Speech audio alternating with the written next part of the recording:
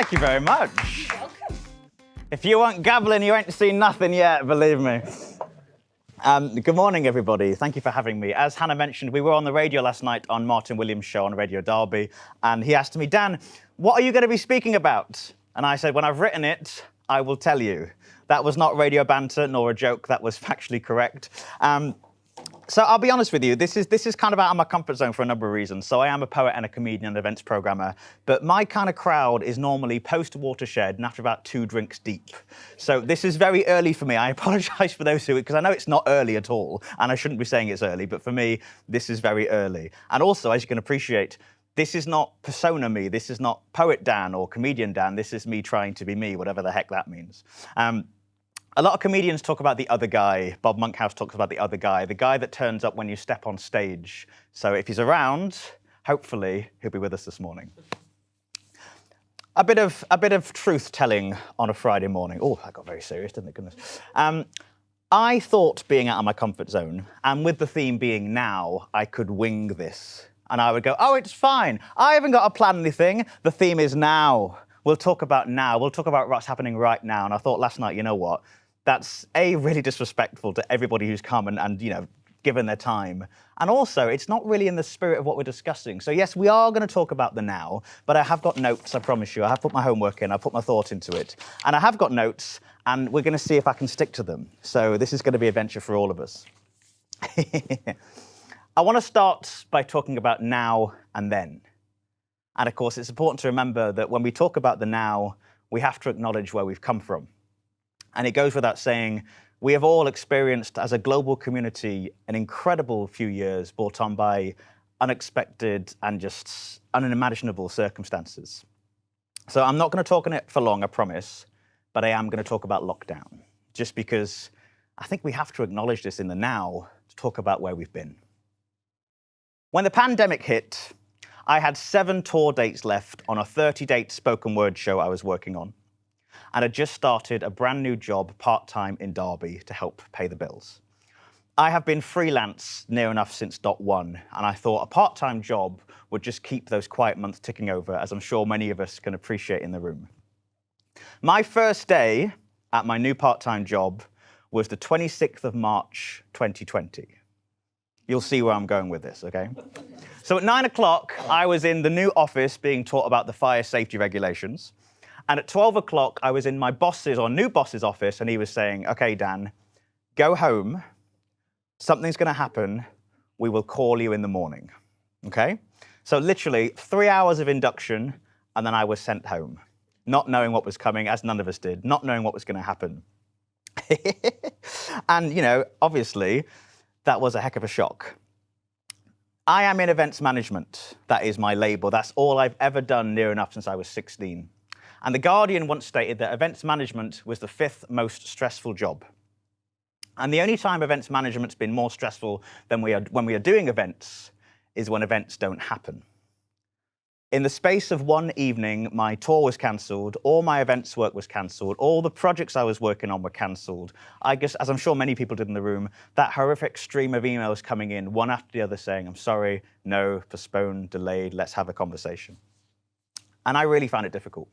Because for so long, as many creatives do, I had defined myself by what I did. I do events, and I do poetry. And when those were taken away from me, I honestly really struggled. And I think, and we'll touch on this later on, I think I'm still struggling a bit. I don't think any of us really know the impact the last 2 years have had. And there is going to be the next wave of, after this, hopefully, there is longer term, a big Indiana Jones ball of well-being and mental health issues coming from just the people who are sat here, the people who've made it this far, and hopefully will still be here. Like so many of the industry, I really struggled. I didn't have anything to do for those first few weeks especially, and it felt like for the foreseeable future, I was going to be performing on webcam to empty rooms. If I want to perform to empty rooms, I will go back to Edinburgh Fringe. That's the first joke. There won't be many jokes, I promise.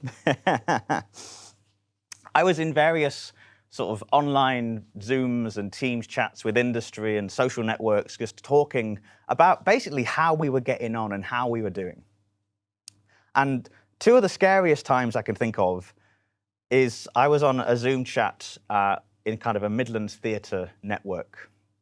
And one of our most well-respected national or regional venues, I should say, said, the way things are going, we don't know if we can ever open at full capacity again. And that to me was terrifying.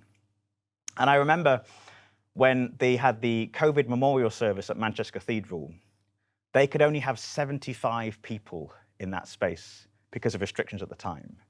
And while that was completely sensible, and obviously we fully support that, if you think about the rooms that I'd been performing in, the rooms I'd been programming for, the rooms like we're in today, if you can get 75 in a cathedral, we're talking 4 or 5 tops in a standard studio space. A project I was involved with over lockdown, one I'm so proud of, was called the Derby Witness, which was a Feste commission talking about the impact of coronavirus lockdown. 49 lines of text submitted by members of the public, summing up their fears, hopes, and experiences during that time. And it's all anonymous. I have no favorites, but the line that resonated most with me when doing that research and putting that project together was, I cried once, overwhelmed all of a sudden. So, as a poet, well, near enough. That was an aside to the Instagram. Don't do that again. That was weird. I am going to do some poetry. I was really toying with, do I do poetry, do I talk? And I think I cannot do this without doing some poetry. So I think there's going to be 3 poems, maybe 4, but at least 3 as part of the talk today. And I am writing a new show. If I keep saying I'm writing a new show, it's going to have to happen. So I'm trying to sort of manifest this new show. The working title is Princess, because it's not quite a queen. So it's about identity, it's about fairy tales, and it's about post-lockdown in terms of mental health, body image, all the stuff the Arts Council doesn't want to fund, in my experience. So I am going to do a poem about lockdown, and this is it. I think this might be either the first or second poem in the new show, but that's by the by. She asks me, what is my greatest achievement during lockdown? And I sit and think.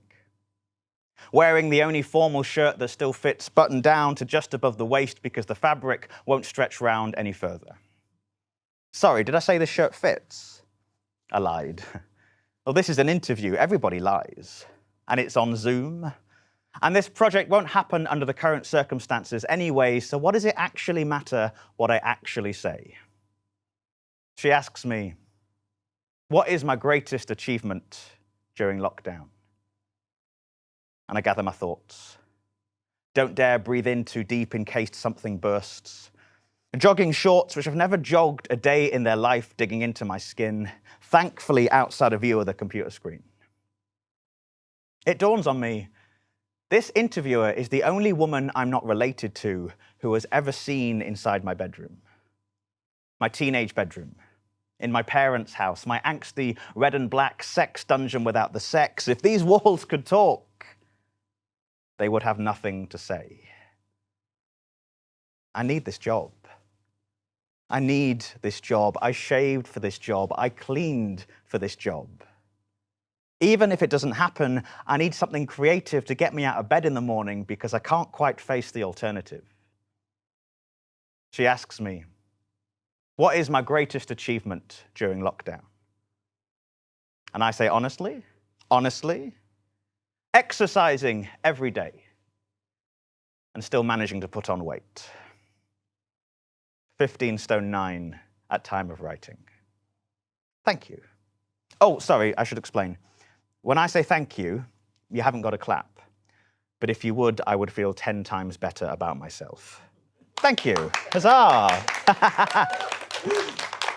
That's not the end of the talk, I promise you. That's not it. So, lockdown was weird, which is probably a massive understatement, I appreciate. But I found it really difficult, but also there was some really good stuff that came out of it. You know, the Derby Witness being one thing, a great commission called Whispers from the Woods being one thing, a great commission for the Brewhouse Arts Centre in Burton being another thing. The main thing that came out of it was accessibility. Gone are the days of filling 30-seat spaces above a pub and saying my show has sold out. The best thing about all of this going on is, example today, we are live streaming, we have means, we have better technology, and we have a better understanding of how we reach new people. As creatives, the best thing lockdown ever did for us is the chance to get our work seen by people who probably demographically or geographically speaking wouldn't have found us before. And that's really exciting. And I think we have, an obligation now, I suppose, to carry on this. I used to work with a great venue in Leicester, which was a beautiful listed building, and we used to run, back in the day, at the Royal We, I should say, a studio space of 60 people, and we do comedy there for Leicester Comedy Festival. Every year, my biggest personal regret in that building, as much as I love the team, as much as I love the space, as much as I'm very proud of what we did there in 4 years, is that space was not wheelchair accessible. There was no ramped access, it was down 2 flights of stairs. And we'd always have the same feedback. I'd love to work with you. I'd love to come and see that show. I'd love to perform there, but unfortunately, I cannot get to your performance space. And now, because of lockdown, and of course, I appreciate this was happening before the last 2 years, of course, understandably, but we have such more of an understanding, and so much stuff is now more affordable and more accepted. And the great thing is that now in years future, we will be able to live stream from that space. And we're also talking about, with the bar upstairs, can we film downstairs and show what's happening in the downstairs space up in the bar space, which is on floor level and fully accessible. So there's really cool stuff going on.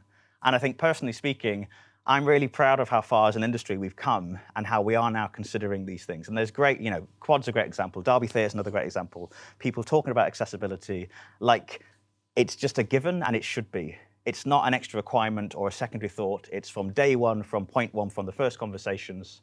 How is this accessible? How are we making this accessible? How are we encouraging people who need support or want to work with us to say, yes, of course you can. Come in, come in, come in. Also, with the Teams and the webcam and the geographically speaking element, lockdown gave us some really cool stuff. Me, cool stuff especially. So as I stand here, I have performed at the Hollywood Fringe Festival from my bedroom. In 2020, Genre Fluid, the aforementioned spoken word show I was doing, was named Best Solo Show at Morecambe Fringe. I have never been to Morecambe. I did it in a suit with a webcam in an empty room, much like Edinburgh, as I mentioned. When I started doing this, which was 8 years and 1 pandemic ago, I had some really influential people I was trying to emulate. I was going to be Frankie Boyle, Tim Minchin, or Bill Hicks. If you look back, should you choose to, through my social media, for the Genre Fluid tour and before, I would wear a black shirt, a black jacket, black trousers, and black shoes, because Bill Hicks did.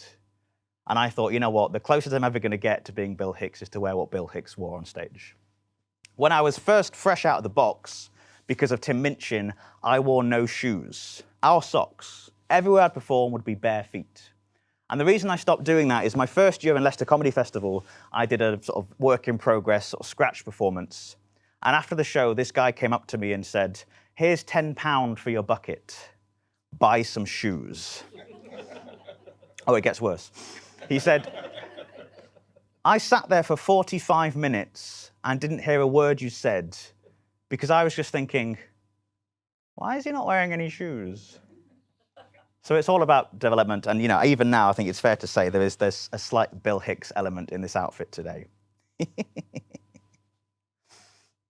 So let's talk about the now. Now is a weird term, and we'll talk about Derby now and your now and my now, of course. But as I alluded to earlier, we seem to be in a state of flux. I don't believe there's no such thing as normal. There is no normal, but we seem to be getting back to whatever normal is. But if you look as, a city and regionally and as a country and globally, we're still a bit in flux. There is so much going on that seems, again, we don't realize the impact it's having on us currently. So the one thing I want to talk about, and I will do a poem in a second as well, is Derby Museums and just allowing yourself to stop, to enjoy the now, and just to give yourself space. So I am slightly biased because I think it's the best job I've ever had, but I am the events programmer at Derby Museums, and I started the same day as the Museum of Making opened. So when I walked in the room for the first time through the main doors with no fob, no laptop, no email, no lanyard, The first thing that happened is Radio Derby said to me, "Hi, Dan, we're on air. Can you please speak about the Museum of Making?"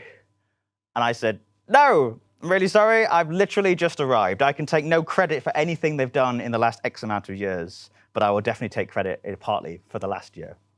And what I'm getting at is I started in May 2021 with restrictions in place. In a beautiful destination venue, we are trying to get off the ground and get people, as you can all appreciate, back to the doors, interacting with us, working with us, just visiting us. We have a lovely big Toyota car in the foyer hanging from the ceiling. And I put that on one of my social medias and my mate said, "Oh, wow, that's amazing. Where's that?" And I was like, "It's the Museum of Making. 10 minutes from your house. Get off your bottom and come and see us." At the start of the year, after a very, very busy 7 or 8 months, we met as a team to decompress and to discuss our aims and objectives for the next 12 months, for what is now 2022. And we were asked by, not management, I suppose, but yeah, people of, the higher ups, as bad as that sounds. I bet we have them at Derby Museums. Anyway, off track. We were asked what we wanted to achieve this year and what we wanted to do. And I basically wrote down, breathe. Because I honestly felt coming out of lockdown into a new role and being part of an amazing cultural organization, just trying to open a museum and encourage people to come back and encourage artists to work with us and engage with us, and audiences just to step through the door, we literally had not stopped for at least 8 months. Since I was there, definitely, if not even before. This goes without saying. Not only the time it's taken to get the space ready to be open and the challenges there, doing this in lockdown, funding, building, all the other stuff, even just getting to open was an incredible achievement. Not to mention the other 2 amazing spaces we have at the museums and the other spaces culturally in town anyway. But I talked about, I just want to breathe. I just want to give ourselves space and time as a team and as individuals to sit down and have that second cup of tea or have that afternoon in the garden if you choose to, and just give ourselves, more importantly, as creatives, the opportunity to stop, evaluate, celebrate, more importantly. Goodness gracious, please, if you're not already, celebrate what you're doing. If you are making anything in the last 2 years, you deserve a medal. Because anybody who has achieved anything or made anything, whether that be a small thing or a big thing, it's not about the size, but you should give yourself a pat on the back. I'll talk later about this, but we call it programming at the end of the world. It's programming with everything against you. So breathe. And that's not that I'm here to give advice in that way, but when I talked at work about this, there was a general sense of, you're completely right, and we should be doing this more. And as a team, we're already trying to implement this into everything we do. As Hannah alluded to at the start with the theme this month, it feels like to me, because we've had these 2 quiet years, as creatives, we are just rushing back into everything. Yes, oh my goodness, I'll do that, sounds amazing, brilliant, brilliant, brilliant, brilliant, brilliant. We can always say no, which no one ever tells you, especially being freelance. Believe me, I was freelance for like 16 years. This is my first proper job, as bad as it sounds, or one of my first proper jobs. And I spent so much time going from project to project, going, right, okay, that finishes next week. What's going to take over? How am I going to pay that bill? What's going to get done there? What's going to get done there? And I never took that chance to breathe. And it's really important to. So 2 things, breathe, take that second, celebrate, evaluate, stop, take Monday afternoon off if you can. Go to Quad and see a film. Go to the museum, see an exhibition. Give yourself that space just to decompress, think, and plan. And also, as I mentioned, we can say no. So never be afraid to be respectful, of course, but to say, you know what, this sounds amazing. It's not for me right now. And then maybe recommend someone it could be for. I want to tell you a story I wasn't going to mention, but it kind of came back to me when we were talking about breathing and stopping earlier. I've been performing in various guises for 17 years now. Firstly as an actor, and then falling into comedy, and yes, for the last 8 doing spoken word. And I've done some really cool stuff I'm very proud of. But the one thing that always stays with me is in 2015, I think it was, I got a gig working for this amazing company in Nottingham I had always wanted to work for. And the way I got that gig is I blagged myself into the rehearsal room because they wanted actors with physical theatre experience and circus skills. I can spin plates, barely. So I said, yes, of course, I have circus skills, bought my spinning plates and did, as part of the audition, like a 5-minute, yay, look, circus skills, yay. Got the gig, was incredibly grateful, But it was 2 weeks intensive devising a show and then a week touring a show. And it was very clear on the first day, however enthusiastic I was, and very grateful I understand now and I realize at the time I was not ready for this gig. But we talked about it and it was, okay, cool. 2 weeks devising, 2 weeks rehearsing, writing as we go along, working at what we were doing as we go along. There's a great photo on the social media of the first day of rehearsals, and I literally have an actress I'd met 20 minutes before who is kind of upside down over my shoulders as we try and work out a bit of physical theatre. It's not really my go-to position, I'm afraid, for various reasons. But for the first week, I had a rough week. I was in my head, I was thinking, I'm not ready for this. I've failed you by just blagging my way in. I do not deserve this. I'm not at the level of. And on Friday afternoon of the end of the first week, the director said to me, come and see me 8:30 on Monday. I want to talk to you. I was like, okay. So after a very nervy weekend of working out if I was going to get fired or not, 8:30, I walked into the rehearsal room in Nottingham, and she was sat in this lovely old armchair, similar kind of size to the ones in the room. And before anybody else got there, she said, Dan, what is the rush? Why are you racing through your words? Why are you racing through rehearsals? Why are you not enjoying this? Why are you rushing the words I've written for you to say? Get off the train. Get off the train. Breathe, have a moment. You can do this. I gave you this part. If I didn't think you could do this, you wouldn't be here. And believe me, if I didn't think you could do it, you would have been gone by now. So please start enjoying it and get off the train. There was an expletive in that, but I'll cut that for a morning performance. And that really hit home to me because it gave me, again, that space to breathe and think and to go, goodness, you're completely right. I'd been so in my head about thinking that I couldn't do this that I'd never stopped to think, no, you know what? Yeah, I've learnt the script in a week and I've got all the stage directions done and I've learnt that song and goodness, this is really fun. It should be fun. And for a long time, and even this morning, sat at the back of the room, I still say to myself, get off the train, get off the train. Enjoy this moment, enjoy this opportunity, enjoy the now. As creatives, we create. It's incredible. And whatever you're creating, it's meant to be fun. Even if it's your job, and it should be, and it is a job completely, but it should be fun. So give your space that time to play, that time to make, just that breathing space to think about, you know what, when do I give myself that time just to sit down, breathe, enjoy the now, as we say.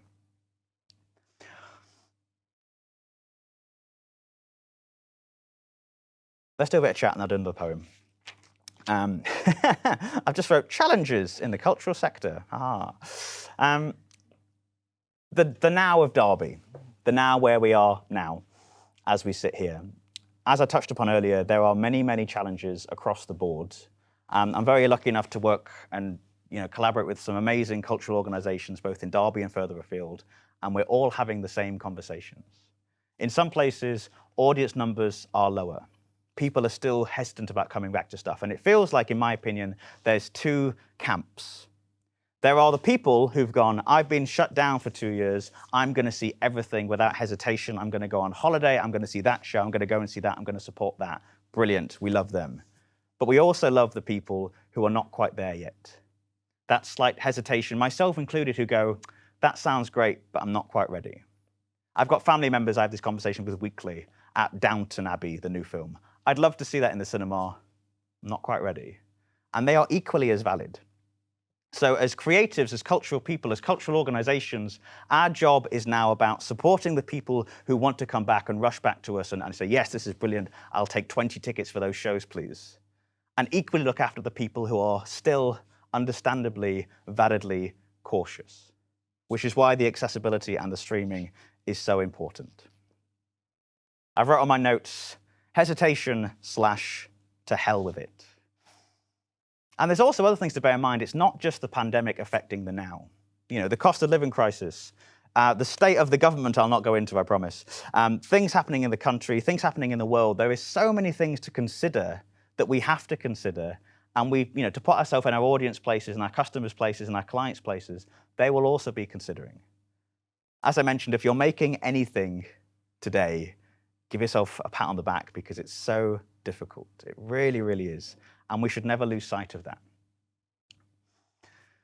What I'm getting at, I suppose, to talk a little bit is just, there's a lot more we can do to support artists and makers we enjoy the work of without necessarily financing them. If you can finance them, amazing, please do, it's very important. But what's equally as important as talking about their work, sharing their work, liking that Facebook post, liking that Instagram page, just saying, have you seen this? It's really, really good. And it's the same with commissions and opportunities. This is a bit of an aside, but I've always been really passionate about sharing opportunities and trying to pay back. I've been working in Derby, as I mentioned, for a very long time. And the reason I stayed here is because of the opportunities that I was given.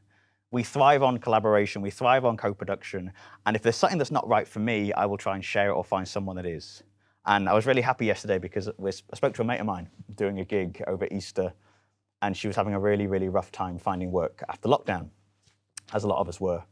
And I got a really random email from Mandy.com, which I haven't used for years, as bad as that sounds. Sorry, Mandy.com.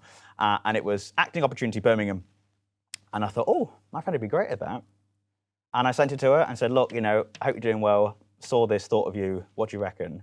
And she texted me yesterday, says she's actually got that gig. So she now has 6 months of work on a brand new project in Birmingham. And I'm just really happy for her. And it's not about, oh, look what I did for you.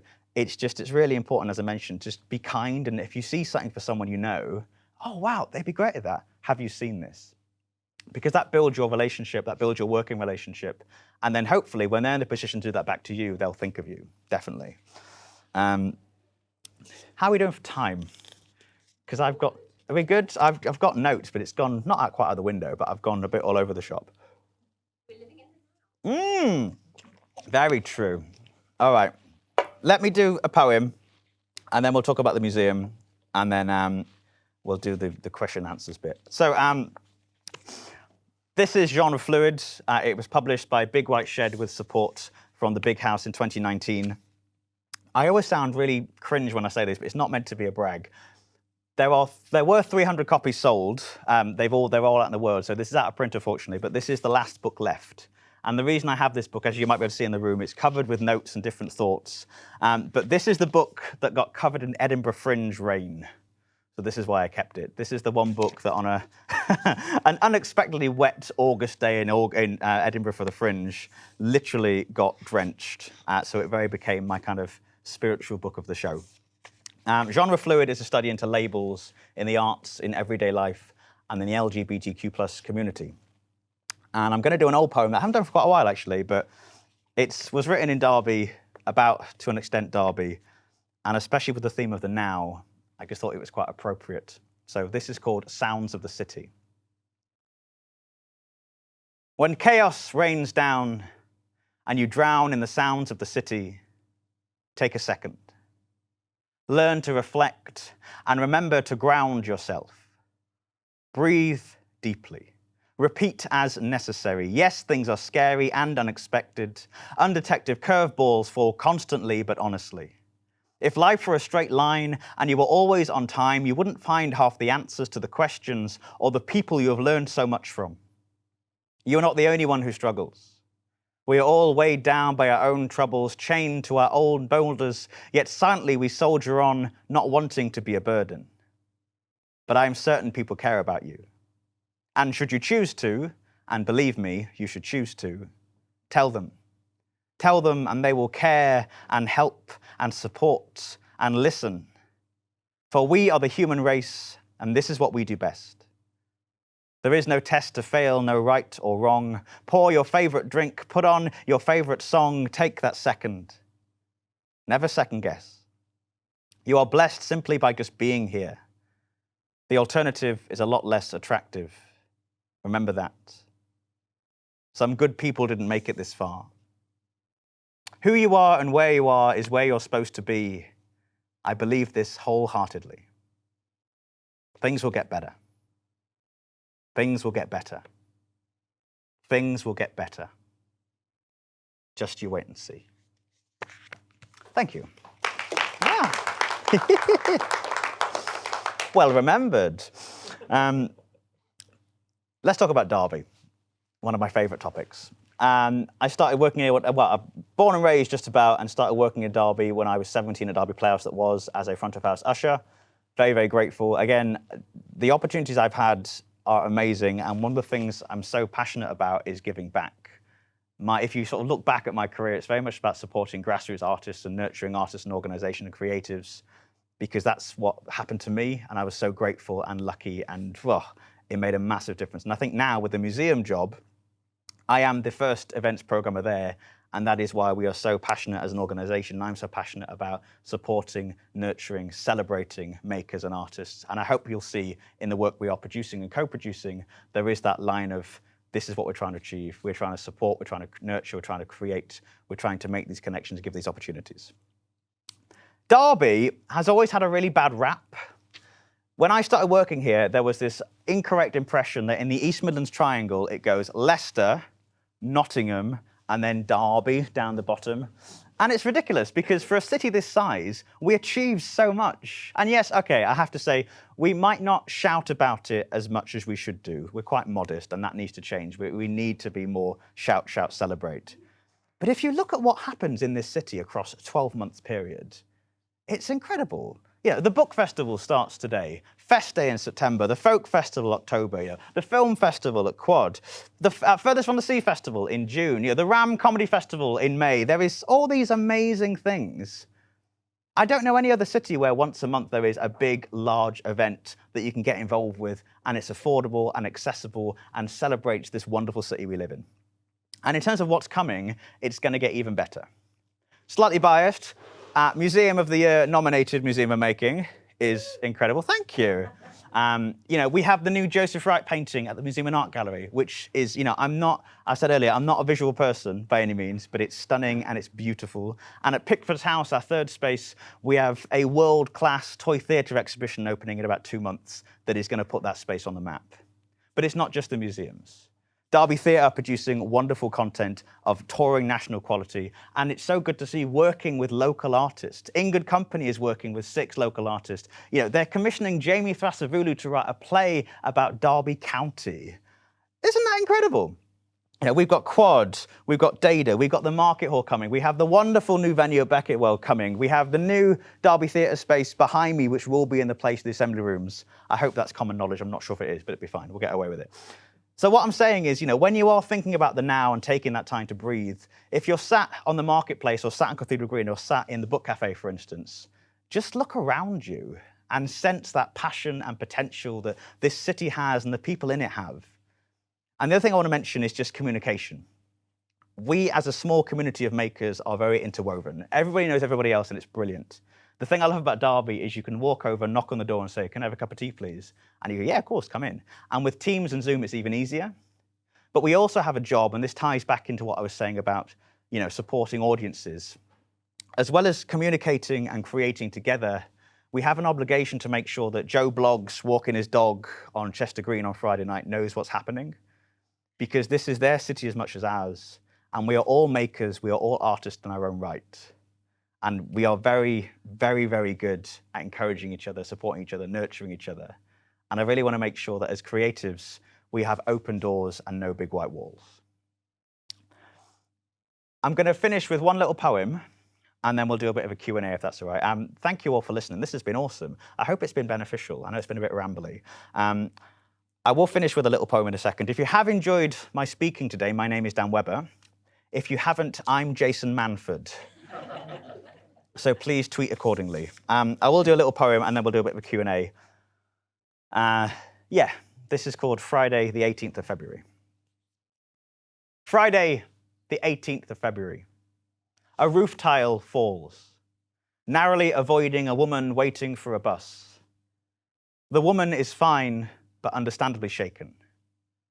A reminder that life is fleeting and fragile and random and should be cherished. This could be the last thing you ever write. Don't let this be the last thing you ever write. Thank you very much. Ooh. Ooh.